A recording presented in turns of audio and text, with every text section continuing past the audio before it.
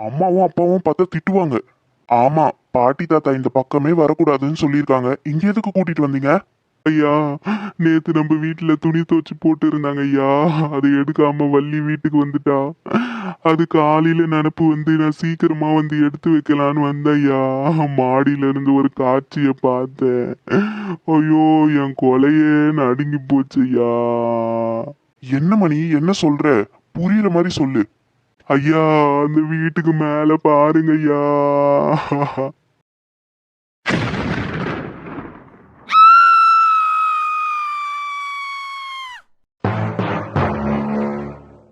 உங்களை நம்பி தானே எங்கள் டேடியை நாங்கள் அனுப்பணும்.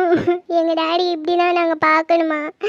ஏற்கனவே எங்கள் அண்ணன் இறந்து ரொம்ப வலியாக இருக்குது. எங்களால் அந்த வலியே தாங்க முடியல. எங்கள் டேடியை இப்படி பண்ணிட்டீங்களே. நாங்கள் உங்களை நம்பி தானே இங்கே அமுச்சு வச்சோம். அவந்திகா, அழாதம்மா. அழாம என்ன பண்ணுறது? நாங்கள் உங்களை நம்பி தானே அவரை இங்கே அனுப்பிச்சோம். அப்போவே நான் சொன்னேன் அந்த மனுஷன்கிட்ட போவாதீங்க போவாதீங்கன்னு. கடைசியில் இந்த நிலமையில இட்டுன்னு வந்து நிறுத்திட்டீங்களே. உங்களுக்கு கொஞ்சம் தான் அறிவு இருக்குதா? அவர் வெளியிலலாம் விடாமல் பார்த்துக்கலாம்ல. அவர் எங்கே போனாருன்னே தெரியலன்னு சொல்கிறீங்க. அண்ணியே, நாங்கள் பத்திரமா தான் பார்த்துக்கணும். அவர் எப்போ போனாருன்னு எங்களுக்கு தெரில.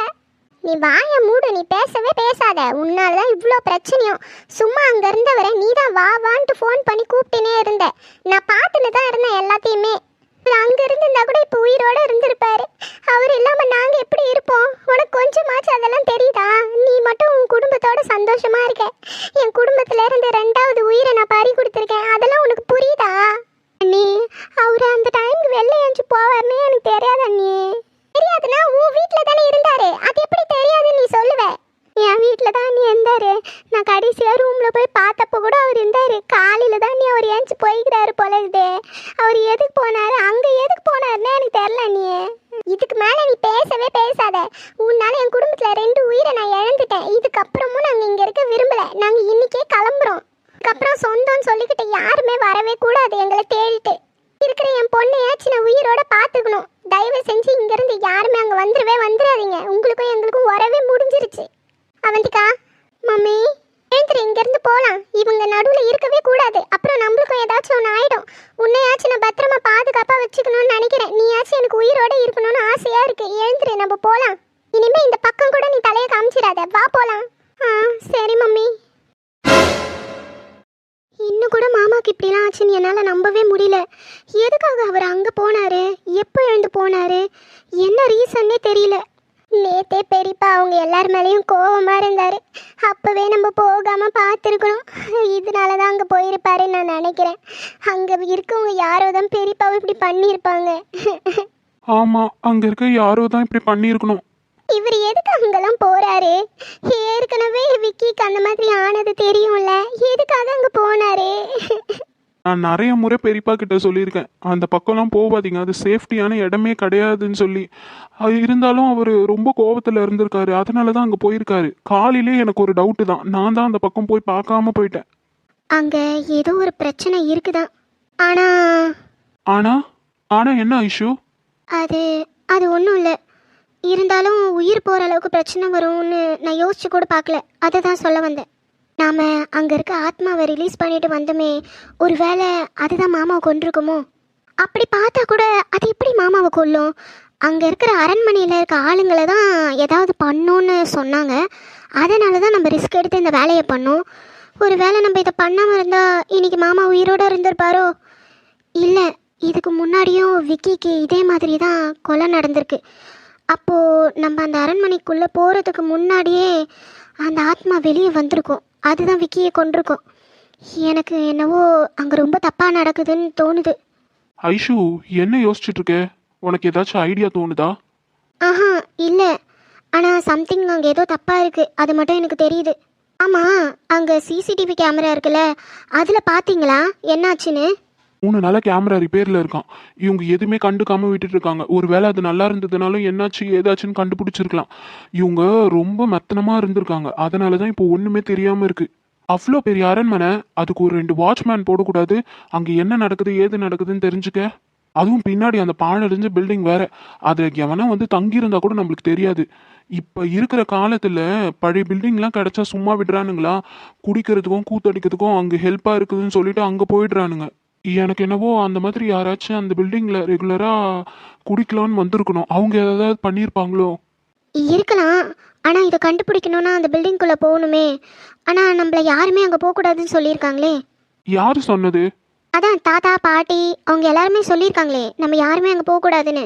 அவங்க சொன்னா என்ன? அவங்களுக்கு தெரியாம நம்ம போவோம். வேணாம் அருண், ஏற்கனவே 2 உயிர் போயாச்சு. நீயும் அங்கே போய் உனக்கும் ஏதாவது ஆயிடுச்சுன்னா நாங்கள் தாங்கவே மாட்டோம். ஏற்கனவே அம்மா இல்லாமல் நான் ரொம்ப கஷ்டப்பட்டிருக்கேன். நீயும் இல்லைன்னா என்னால் தாங்கவே முடியாது. வேணாம், அந்த தப்பு மட்டும் பண்ணிடாத ப்ளீஸ். அப்புறம் அங்க நடக்கிறதெல்லாம் யாரு கண்டுபிடிப்பா? நம்ம அதுக்குள்ள போய் பார்த்தாதான் தெரியும். அங்க யாராச்சும் ஆளுங்க இருக்காங்களா, இல்ல குடிபோதையில ஏதாச்சும் இந்த மாதிரி பண்றாங்களா, அப்படி நம்ம தானே கண்டுபிடிக்கணும். நம்ம வேணா அங்கே அரண்மனையில் போய் தாத்தா பாட்டிக்கிட்டே இதை பற்றி சொல்லுவோம். அவங்களுக்கு தோணுச்சுன்னா அங்கே ஆளுங்களை வச்சு பார்க்கட்டும். நம்மளா போய் எதுவுமே பண்ண வேணாம். பெரியப்பாவும் விக்கியும் எக்கு தப்பா போய் மாட்டிக்கிட்ட மாதிரி நம்மளும் அதுக்குள்ளே போய் மாட்டிக்க வேணாம். எனக்கு தெரிஞ்சு அங்கே ஏதோ நடக்குது, ஏதோ ஒரு பிரச்சனை. தயவு செஞ்சு அவசரப்பட்டு எந்த முடிவும் எடுத்துறாத அருண். உன் லைஃபே போயிடும் ப்ளீஸ். சரி சரி, நீ பயப்படாத. நான் அந்த மாதிரி எல்லாம் போக மாட்டேன். உங்களுக்கு தெரியாம நான் எங்கேயுமே போக மாட்டேன். போதுமா? நான் உன்னை நம்புகிறேன். அண்ணி, எதுக்காக எங்களை அர்ஜென்ட்டா வர சொன்னீங்க? என்ன விஷயம்? இந்த கொலை எப்படி நடந்தது நீ கண்டுபிடிச்சியா? நாங்கள் என்ன கேட்குறோன்னா ஒரு க்ளூ ஆச்சு கிடைச்சிதான்னு கேட்குறோம்.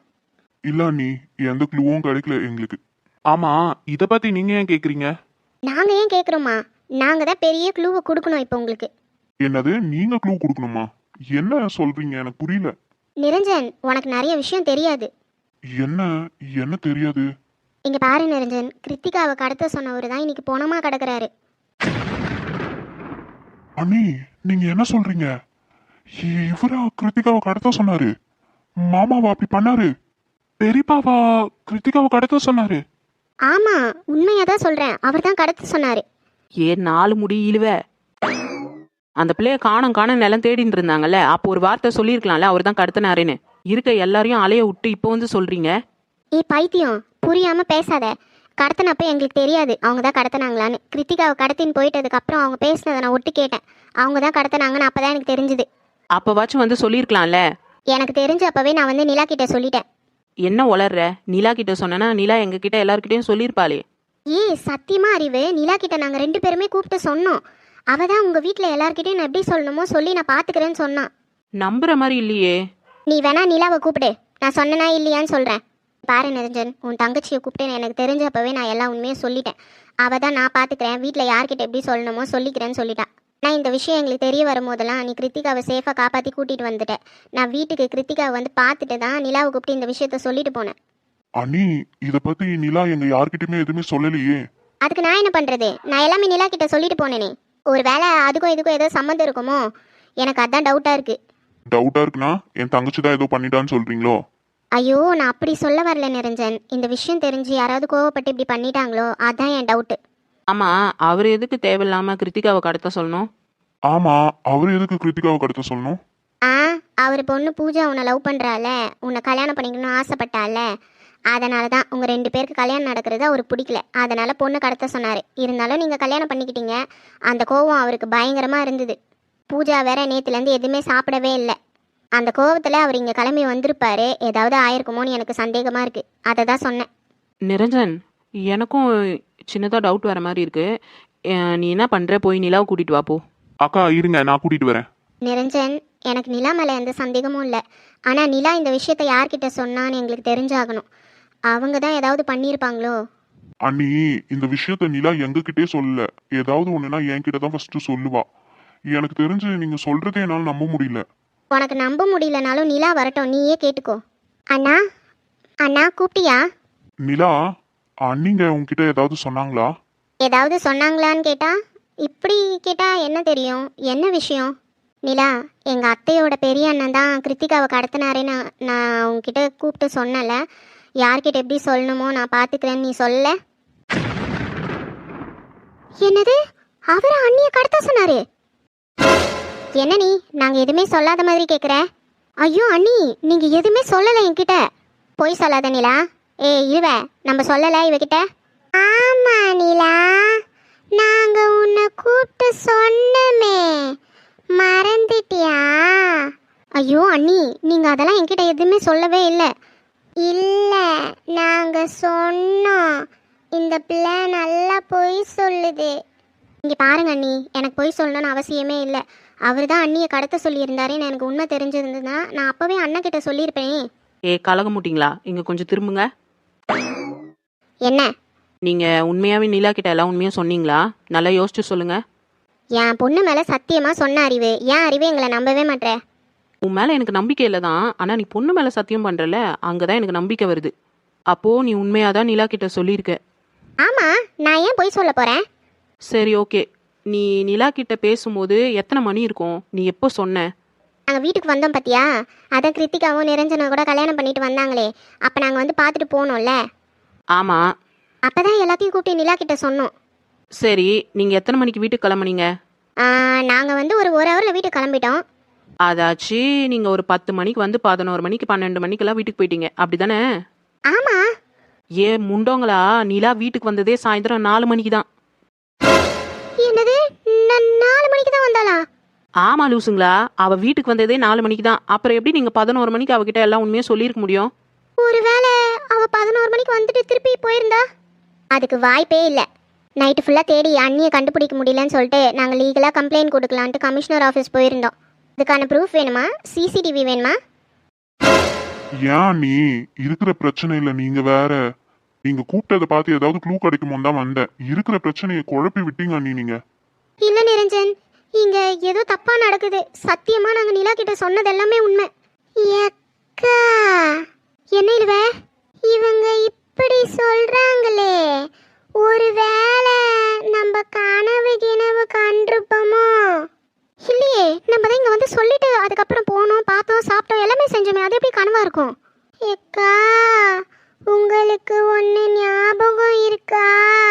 ஒரு நாள் நிலா ரூம்ல ஒரு சென்ட் எடுத்து அவ மூஞ்சில அடிச்சதும் ஒரு பேய் மாதிரி ஒரு உருவம் தெரிஞ்சுதேக்கா, ஞாபகம் இருக்கா?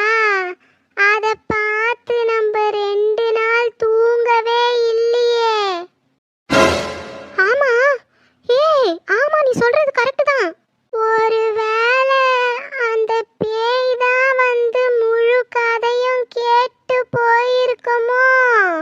நானும் அப்படிதான் நினைக்கிறேன். ஒருவேளை அந்த பேய் தான் கதையை கேட்டுட்டு தப்பு பண்ணவங்களை கொண்டிருக்குமோ? ஆமாங்கா, இத சீக்கிரமா நிரஞ்சன் கிட்ட சொல்லுங்க. சொல்லலாம். நிரஞ்சன், இது யாரு பண்ணிருப்பாங்கன்னு எனக்கு இப்போ உறுதியா தெரியுது. யார் பண்ணிருப்பாங்கன்னு நினைக்கிறீங்க? தயவு செஞ்சு ப்ளீஸ் ஏதாவது கதை கிதை சொல்லாதீங்க. உங்களுக்கு தோணுச்சுன்னா உண்மையை சொல்லுங்க, அது எங்களுக்கு ஹெல்ப்பாக இருக்கும். நாங்கள் ஒரு நாள் நிலா ரூமுக்கு போயிருந்தோம். அப்போ நிலாவோட திங்ஸ் எல்லாம் எடுத்து யூஸ் பண்ணோம். அவள் கட்டிலெல்லாம் படுத்துட்டு இருந்தோம். அப்போ நிலா வந்து எங்களை திட்டினா. அதுக்கப்புறம் நாங்கள் அவளோட பர்ஃப்யூம் எடுத்து நிலா மூஞ்சிலே அடித்தோம். அதுக்கப்புறம் பார்த்தா ஒரு பேய் வந்து எங்களை கத்தி வெளியே துரத்தி விட்டுச்சு. என்னது, நான் பேயா? அண்ணி, தயவு செஞ்சு நீங்க எந்த க்ளூவும் கொடுக்க வேணாம். இருக்கிறதுல மேல மேல எங்களுக்கு டென்ஷன் ஏத்தின்னு இருக்கீங்க. பேயாம் பேய், இந்த காலத்துல ஆவி பேயின்னு. ஐயோ, தயவு செஞ்சு போறீங்களா? நீ என்ன சொன்னாலும் இது உண்மைதான். அந்த காட்சியை நாங்கள் எங்கள் கண்ணால் கண்டோம். அந்த பயத்தில் நாங்கள் 2 நாள் சரியாக சாப்பிட முடியல, தூங்க முடியல. எங்கே போனாலும் அதே ஞாபகம். இன்னும் சொல்ல போனால் இந்த அரண்மனையை விட்டுட்டு நாங்கள் அந்த வீட்டுக்கு போகிறதுக்கு காரணமே இதுதான், தெரியுமா? அண்ணி ப்ளீஸ் அண்ணி, நாங்க ரொம்ப டென்ஷன்ல இருக்கோம். எங்களை இதுக்கு மேல டென்ஷன் பண்ணாதீங்க. தயவு செஞ்சு போயிடுங்க. இந்த கேஸை கண்டுபிடிச்சிட்டு அதுக்கப்புறம் நாங்க சொல்றோம். ஆமாம், திருப்பி எங்களுக்கு ரொம்ப தலைவலியை கொடுக்குறீங்க. இப்படிலாம் இருந்தால் நாங்கள் எப்படி உண்மையை கண்டுபிடிக்க முடியும்? இங்கே பாரு நிரஞ்சன், நீ எது சொன்னாலும் நான் சொல்கிறது தான் உண்மை. இங்கே ஏதோ தப்பாக ஒரு விஷயம் நடந்துட்டுருக்கு. அதுதான் வந்து இந்த மாதிரிலாம் பண்ணுது. அதெல்லாம் இங்கே என்ன நடக்குதுன்னு கண்டுபிடிங்க. நிலாவை சுற்றி ஏதோ ஒரு உருவம் அவ கூடவே இருக்குது. அதை மட்டும் நான் கரெக்டாக சொல்லுவேன். இல்லவே, வா போவோம். இவங்க நம்ம சொல்கிறதெல்லாம் நம்ப மாட்டாங்க. இவங்க ஒரு நாள் கண்ணால் பார்ப்பாங்கல்ல, அப்போ தான் உங்களுக்கு தெரியும். சரிங்க அண்ணி, நீங்க இப்ப போங்க. ஆனா தயவு செஞ்சு அவர் தான் கிருத்திகாவை கடத்தினாருன்றத மட்டும் யார்கிட்டயும் சொல்லாதீங்க. இது வேற மாதிரி பிரச்சனையா போய் முடிஞ்சிடும். எங்களுக்கு தான் ப்ராப்ளம் அதிகமாகும். நாங்கள் யார்கிட்டயும் சொல்ல மாட்டோம்ப்பா. சொன்னாலும் நாங்கள் தானே மாட்டுவோம். அப்புறம் எங்கள் அத்தை கிட்ட மாட்டிட்டு எங்கள் லைஃப் இழந்துட்டு வீட்டை விட்டு வெளியே போக சொல்கிறியா? நாங்கள் யார்கிட்டயும் சொல்ல மாட்டோம். முடிஞ்சால் நீங்களும் சொல்லாமல் இருங்க. வாடி போவோம். இவங்க கண்ணால் பார்த்தா தான் இவங்க நம்புவாங்க. சரியான பைத்தியங்க இதுங்களே. ரஞ்சன் ஒரு 5 நிமிஷம் இதுங்க இங்க நடந்தது எதனா போய் உளராம நான் அதுங்களை பேசி தீர்த்துட்டு வரேன். ச்சே, தேவையில்லாம பேய் கீன்ட்டு. நீதான் பேயா? நிலவை சுத்தி ஏதோ நடக்குதாம். அவங்க சொல்றது உண்மைதான். நீ என்ன இப்ப புதுசா ஆரம்பிக்கிற? நீயுமா? இல்லண்ணா, நீங்க என்ன சொன்னாலும் அவங்க சொல்றது உண்மைதான். ஏன்னா இந்த மாதிரி எனக்கும் நடந்திருக்கு. என்ன சொல்ற நீ? ஆளுக்கு ஒரு கதை சொல்றீங்க. உண்மைதான் அண்ணா. ஒரு நாள் நிலாக்கா எங்கள் வீட்டுக்கு வந்தாங்க. வந்து என்கிட்ட பேசிகிட்டு இருந்தாங்க. அப்போது நான் சாமியோட மஞ்சள் குங்குமம் கொடுத்தேன், இதை வச்சுக்கோங்கன்னு சொல்லி. ஆனால் அந்த குங்குமத்தை தொடும்போது அவங்க காணாமல் போயிட்டாங்க. அதுவும் என் கண்ணு முன்னாடி புகையாக கரைஞ்சிட்டாங்க. தான் தெரிஞ்சுது வந்தது நிலாக்கா இல்லை, நிலாக்கா ரூபத்தில் ஏதோ ஒரு கெட்டது வந்திருக்குன்னு. என்ன சொல்ற தேன்மொழி? அண்ணா உங்களுக்கு நல்லாவே தெரியும் நான் உங்ககிட்ட பொய் சொல்ல மாட்டேன்னு. உங்ககிட்ட மட்டும் இல்லைண்ணா, நான் தேவையில்லாமல் போய் பேச மாட்டேன்னு உங்களுக்கு தெரியும். நானே சொல்கிறேனே, எனக்கு அந்த அனுபவம் இருக்குது. அவங்க சொன்னது உண்மைதான், எனக்கும் அது நடந்திருக்கு. ஆமாம், அவங்க சொல்கிறது உண்மைதான். என் ரூபத்தில் ஏதோ தப்பாக இங்கே இருக்குது. அது 100% உண்மைதான். நிலா, நீயுமா? ஆமாம், அவங்க சொல்கிறப்ப கூட எனக்கு எதுவும் தோணலை. ஆனால் இது எல்லாமே உண்மையாக நடந்திருக்கணும். நிலா, நீ என்ன சொல்ற? எனக்கு புரியல. தெளிவா சொல்லு நிலா. அண்ணா, ஒரு நாள் நான் என் ரூமில் தூங்கிட்டு இருந்தேன். அப்போது என்ன மாதிரி அச்சு அசல் எனக்கு கண்ணாடியில் பார்த்த மாதிரி ஒரு உருவம் என்னை பார்த்துட்டு இருந்தது தெரியுமா? நிலா, ஆமாண்ணா, உண்மையை தான் சொல்கிறேன். இந்த விஷயம் தேன்மொழி கூட தெரியும். அதை பார்த்துட்டு தான் எனக்கு ஃபீவரே வந்துச்சு. 2-3 நாள் ஃபீவரில் இருந்தேன் நான். இங்கே ஏதோ தப்பாக நடக்குதுண்ணா. இங்கே இறந்தவங்களாம் ஏதோ ஒரு விதத்தில் தப்பு பண்ணுறாங்க. அதுக்கு தான் அந்த ஆத்மா பழி வாங்குது. ஆனால் அது ஏன் என்னோட உருவத்தில் இருக்குது, அதுதான் எனக்கு புரியல. ஆனால் எனக்கு மட்டும் ஒன்று நல்லா புரியுது. நான் அன்றைக்கி சொன்னதை தான் இன்றைக்கும் சொல்கிறேன். தயவு செஞ்சு உண்மை என்னன்னு கண்டுபிடிங்க. இந்த அரண்மனையை சுற்றியும் அந்த அரண்மனை பின்னாடி இருக்க வீட்டில் ஏதோ ஒன்று நடந்திருக்கு. அதை நீங்கள் கண்டுபிடிச்சி அதை நிறுத்தினாதான், இல்லைனா ஒரு உயிராக போய்கிட்டு தான் இருக்கும். தேன்மொழி, சாரிண்ணா, இதை நான் சொல்கிறது தப்பு தான். இருந்தாலும் நம்ம தானே சேஃபாக பார்த்துக்கணும். அந்த அக்கா 2 பேரும் சொன்னதை வச்சு பார்த்தா உண்மை என்னன்னு உங்களுக்கு புரியலையாண்ணா?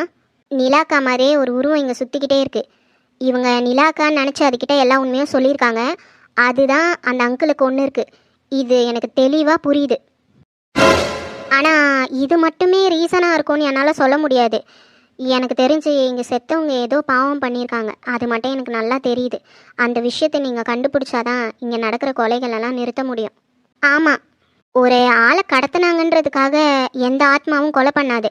அதுவும் கிருத்திகா அண்ணி வெளியிலேருந்து இங்கே வந்தவங்க. அவங்களுக்காக இவ்வளோ பெரிய கொலையை பண்ணியிருக்குமா அப்படின்றதுல எனக்கு சந்தேகம்தான். ஆனால் அவர் ஏதோ பெரிய தப்பு பண்ணியிருக்கணும். அதுக்கான தண்டனை இப்போ அனுபவிச்சிருக்காரு. அது மட்டும் எனக்கு நல்லா தெரியுது. எனக்கு ஒரே குழப்பமா இருக்கு. ஆளுக்கும் ஒன்னு சொல்றாங்க. எதை நம்புறது, எதை நம்பாம இருக்கிறது ஒண்ணுமே புரியல. இந்த பேய் ஆவி இதெல்லாம் இருக்குமா? அப்படி இருந்தா அது ஆளுங்களை பழி வாங்குமா? கண்டிப்பாக இருக்குண்ணா. இருந்ததுனால தான் இவ்வளோ பெரிய பிரச்சனையும் வருது. அப்போது இந்த பிரச்சனைக்கான ஆணிவேர் கண்டுபிடிங்க. மொத்த பிரச்சனையும் சால்வ் பண்ணிடலாம்.